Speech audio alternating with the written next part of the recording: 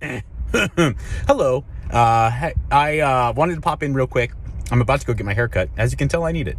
I wanted to pop in real quick and talk about something that I think is really useful, really important, and it took me a long time to learn this. I think I've been remiss in my duties in addressing it completely in the podcast and frankly on my Patreon as well. But I want to do it now because I've had a couple top tier clients kind of dance around it with other issues, and this can help solve a lot of confusion, and it can help eradicate a lot of wasted effort. There is a huge difference in performance and aesthetics, especially when it comes to eating.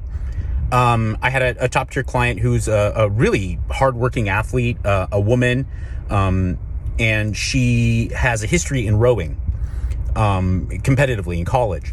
And so we've been implementing a lot of the C2 rower machine into her training program. And she has been doing great with her diet and losing weight. She messaged me and it was very concerned because no matter how hard she tried, she couldn't continue making gains in performance in her 500 meter row. And I had to give her the unfortunate news. It's like, well, that's because you're eating to lose weight.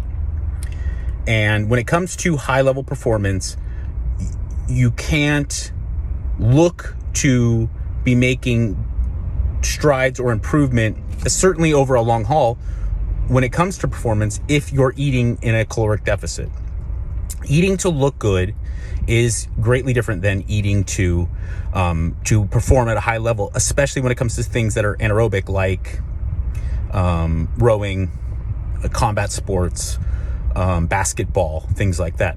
This is the reason why you see MMA fighters, instead of looking to come in the kind of weight that they are naturally, losing weight and staying lean, they try to cheat the system by just removing as much water as they can in the last few days before a fight, and then to get on the scales, hit their weight, and then replenish the water. It's because if they were to train and do everything they could nutritionally to lose a considerable amount of body fat, it would zap their ability to perform at a high level. There's a lot of argument that dehydrating would do that too. But the point of the matter is that if you have weight loss, body fat loss as your main goal, you're going to have to take into consideration, and it's something that I understand might be difficult to deal with, but you're just going to have to understand that you're going to have to sacrifice certain amounts of performance, high level strength, anaerobic performance. Endurance can oftentimes remain, progressing, but eventually you can continue making strength gains, especially if you've taken a layoff or you're a beginner, but eventually that's going to come to an end if you're staying disciplined with your diet.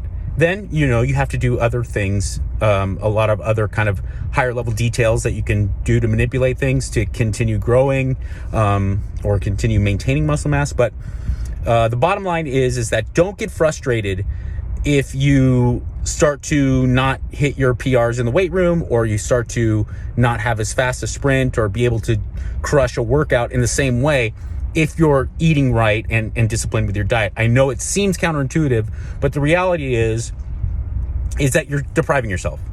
And deprivation is not something that high-level athletes need. Okay, so I just want to kind of address that. I do have spots open at the top tier if you're looking for more in-depth assistance, and I love you all, and goodbye.